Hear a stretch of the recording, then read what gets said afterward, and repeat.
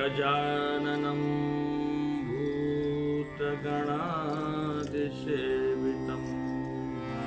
कपित्थजम्बो फलचारुभक्षणम्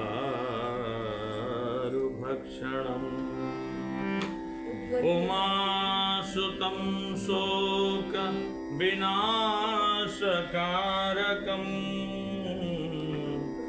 नमामि विघ्नेश्वरपादपङ्कजम् नमामि विघ्नेश्वरपादपङ्कजम्। श्री कृष्ण गोविंद हरे मुरारे हे नाथ नारायण वासुदेव अनंत वैकुंठ मुकुंद कृष्ण गोविंद दामोदर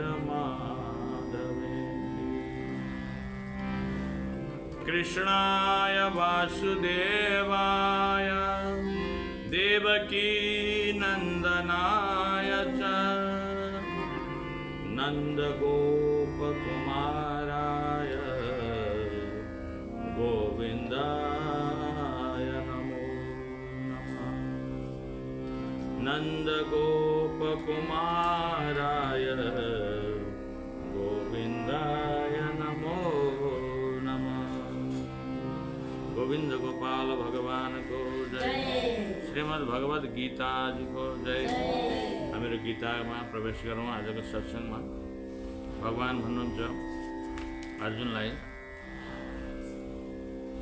मसँग सम्बन्धित विविध कुराहरूलाई यदि भक्तले जान्दछन्, भगवान त यस्तो हुनुहुन्छ, यस्तो गर्नुहुन्छ भन्ने कुरा जब हामीलाई थाहा हुन्छ, तब ती भक्तहरू कर्म बन्धनमा बाँधिँदैनन्। सकाम कर्म फलको बन्धनमा बाँधिँदैनन्। कर्म गर्ने उनीहरूलाई प्रेरणा जाग्छ, तर निष्काम भावले यानि सत्कर्म गर्ने, कल्याणकारी कर्म गर्ने उहाँहरूलाई प्रेरणा जाग्छ र दिव्य कर्महरू गर्नुहुन्छ, जो भगवानसँग सम्बन्धित शास्त्रोक्त कर्महरू हुन्छन्, जसले भगवानलाई नजिक पुर्याउने कार्य गर्दछ।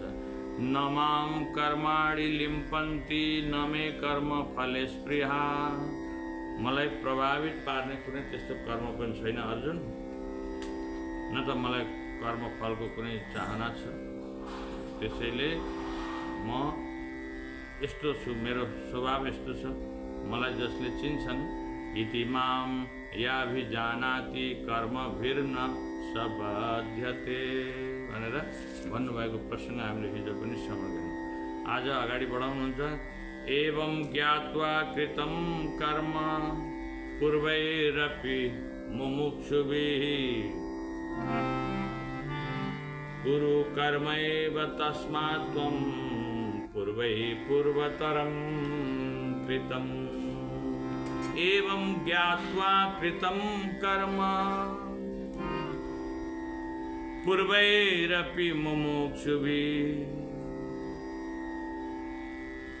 मोक्ष पाएकाहरूले, पूर्वैरपि भनेको पहिले नै मोक्ष पाएकाहरूले के गरेछन्? प्राचीन कालमा सम्पूर्ण मुक्त आत्माहरूले, अहिले भन्दै हुन्छ भगवान द्वापरको अन्त्यमा, परापूर्व कालमा जो मोक्ष भएका छन् तिनीहरूले के गरे? मेरो दिव्य प्रकृतिलाई जानेर कर्म गरेका थिए। तिमीले पनि तिनीहरूका चरण चिन्हको अनुसरण गर्दै आफ्नो कर्तव्य पालन गर। जति जति मोक्ष पद प्राप्त गरे बडे बडे ऋषिहरूले, मुमुक्षुभिहरूले, त्यसरी उनीहरूले गरेको क्रियाकलाप तिमीले पनि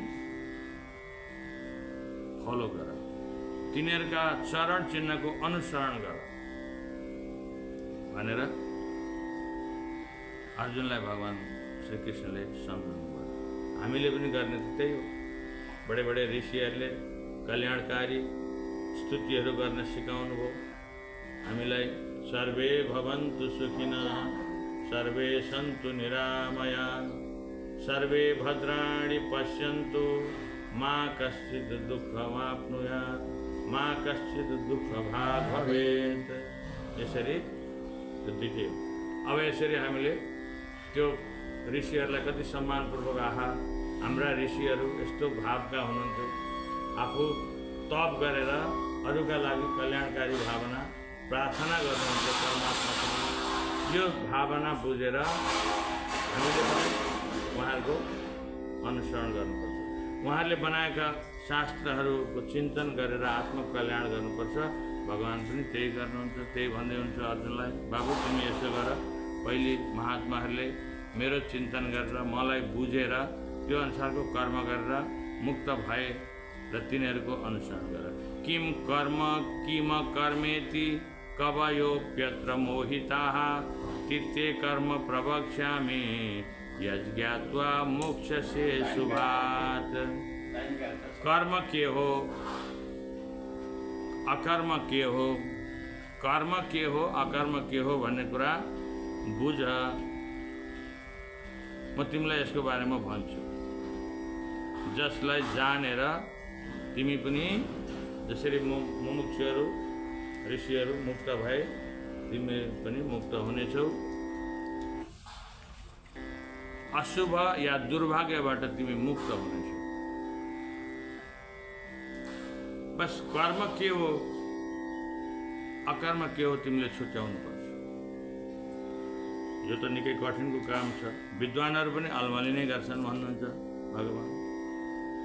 मोहिता कवयोप्यत्र कविहरू विद्वानहरू पनि मोहित प्राप्त गर्छन्, मोहलाई प्राप्त गर्छन्, यानि अल्मलिन्छन्।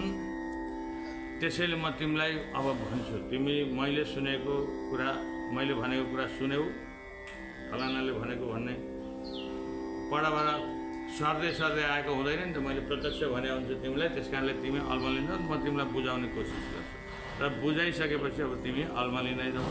बडे महात्माहरू पनि कर्म र अकर्म विकर्म के हो यस्ता कुरामा अल्मलिन्छ। कर्मणो ह्यापी बोधव्यम च विकर्मणः अकर्मणश्च बोधव्यम गहना कर्मणो गतिः।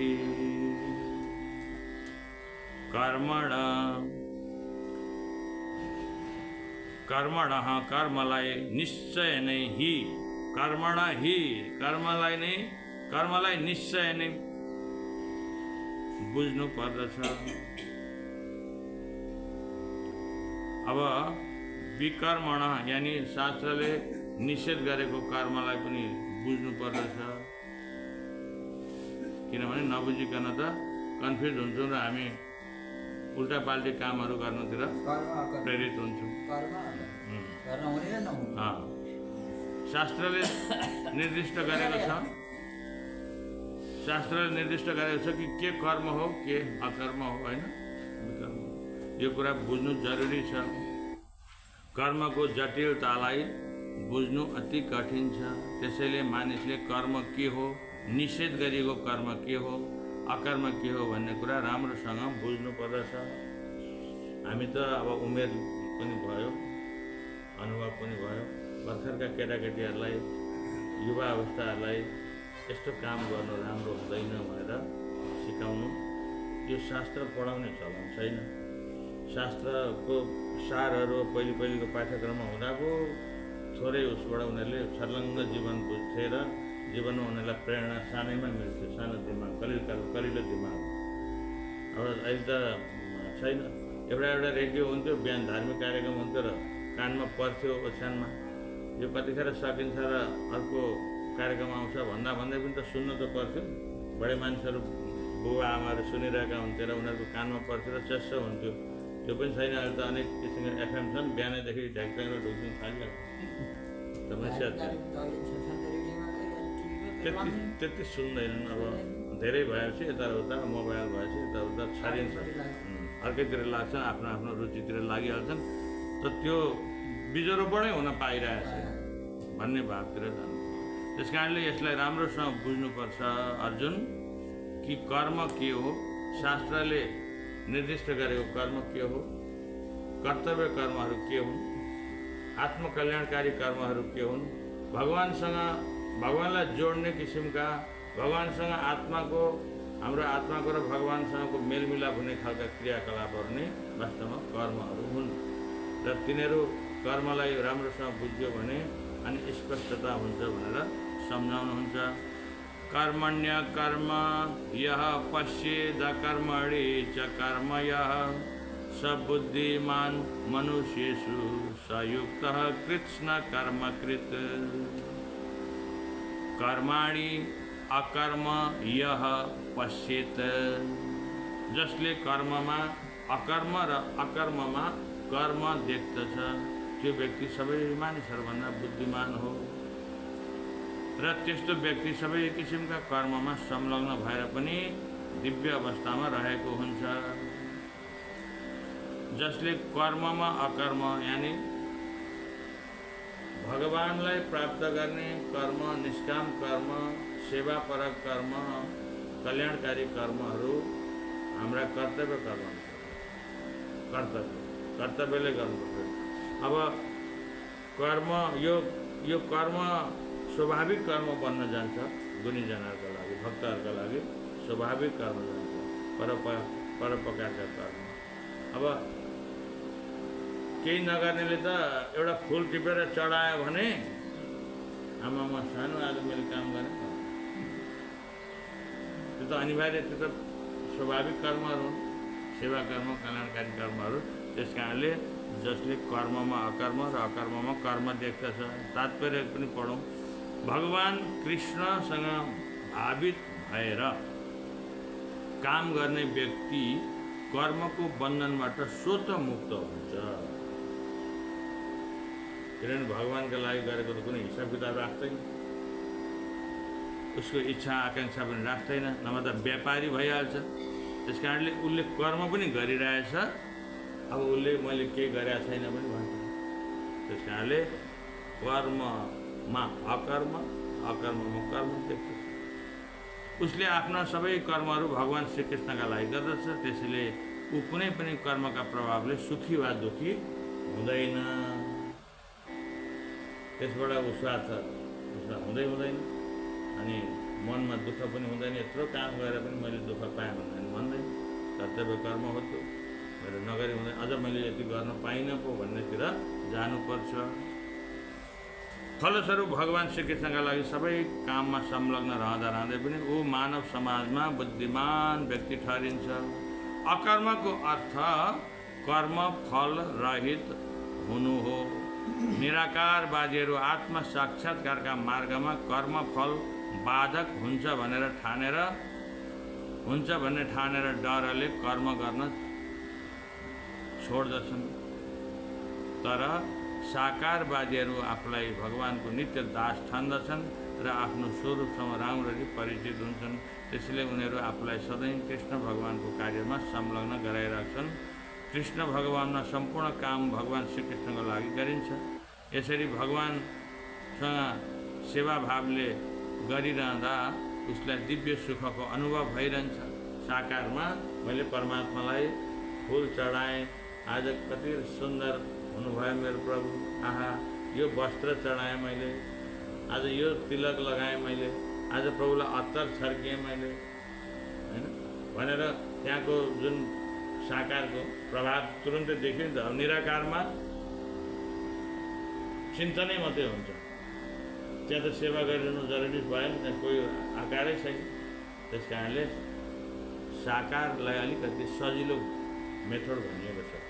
हामीलाई हाम्रो चलन पनि त्यही छ कि शालग्राम भगवानलाई तिलक स्वरूप गरिदिन्छौँ, स्नान गराइदिन्छौँ, श्रृङ्गार गराइदिन्छौँ, धूप दीप उपचारद्वारा हामी पूजा सम्पन्न गर्छौँ। र कर्म त्यो काम मैले यत्रो काम गरेँ आज भनेर भन्नु चाहिँ हुँदैन, भन्दैन पनि भक्तहरूले यस्तो भावना जताउनु।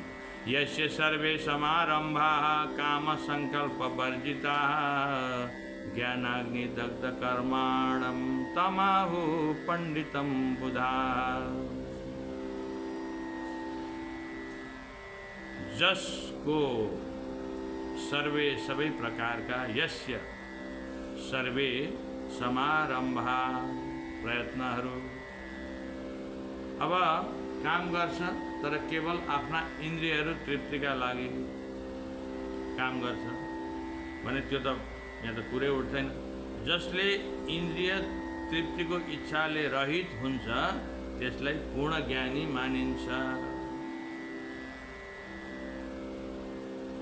हरेक प्रयासहरू, हरेक कर्महरू इन्द्रिय तृप्तिको इच्छाबाट अलग हुन्छन्। यानि यो खानु लाउन त यसमा त के, अब मैले के गरेँ, त्यो त खाएँ, लाएँ, सक्यो। तर मैले परमार्थको केही न केही कार्य सम्पन्न गर्नुपर्छ। बोलो भक्तवत्सल भगवानको बेला बेला जय भनिएन भने यहाँ सुजोको आनन्द कन्द भगवानको यो चलन अब आयो।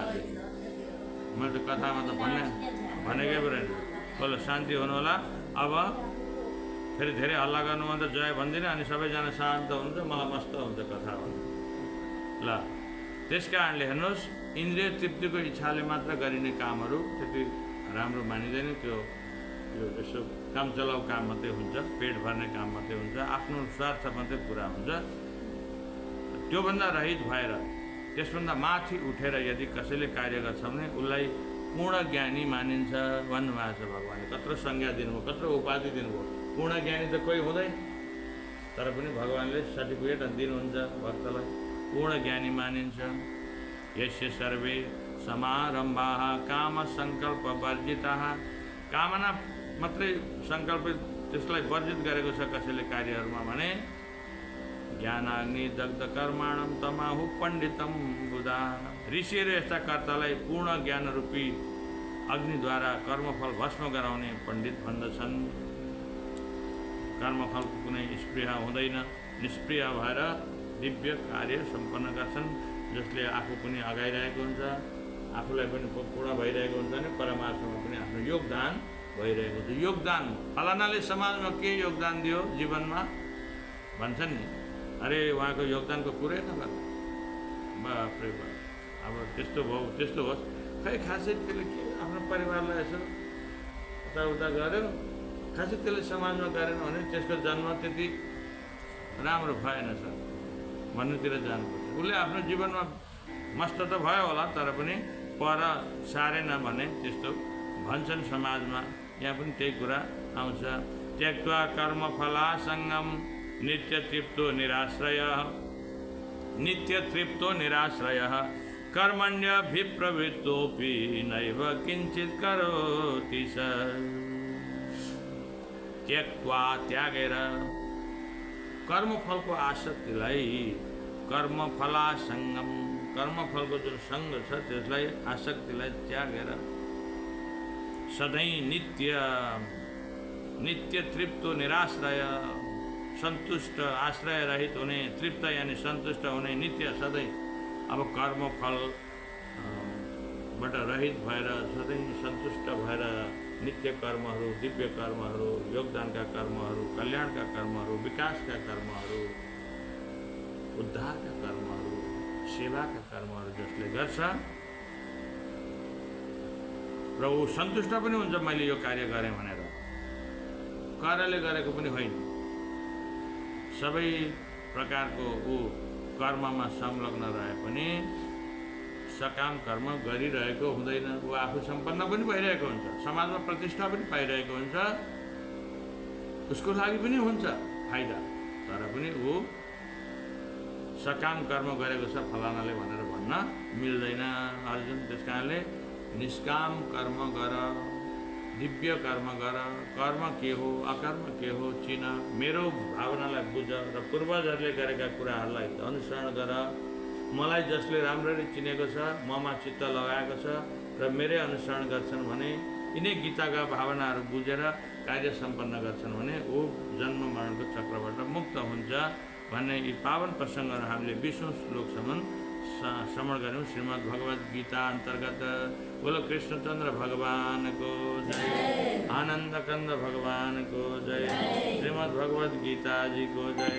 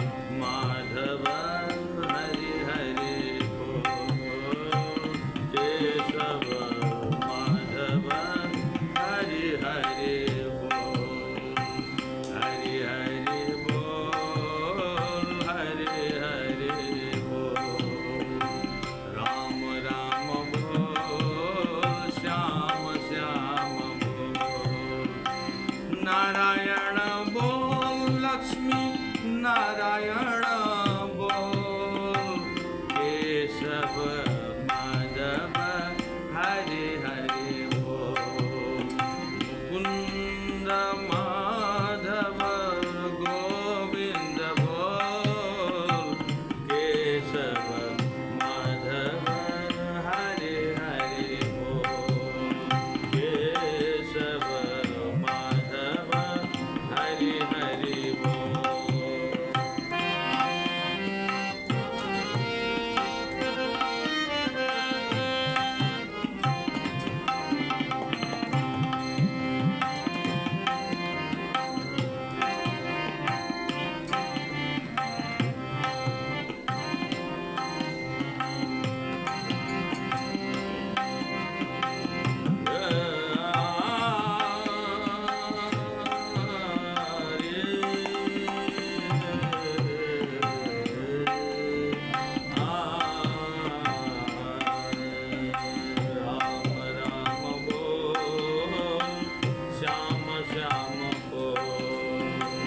राधा कृष्ण बोल प्यारे सीताराम बोल राधा कृष्ण बोल प्यारे सीताराम बोल राम राम बोल प्यारे शिव शिव बोल केशव माधव हरि हरि बोल केशव माधव हरे हरे बोल मुकुंद माधव गोविंद बोल केशव माधव हरे हरे बोल केशव माधव हरे हरे बोल राधे राधे बोल प्यारे राधे राधे बोल कृष्ण कृष्ण बोल प्यारे कृष्ण कृष्ण बोल नारायण बोल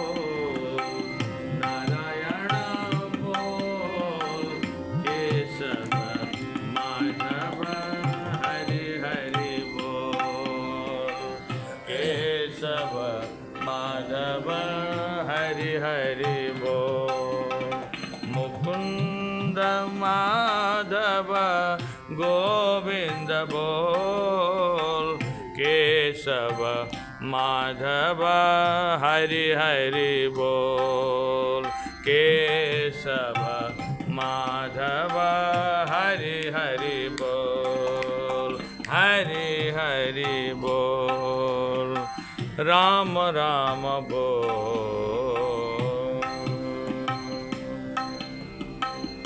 भक्तवत्सल भगवान को जय।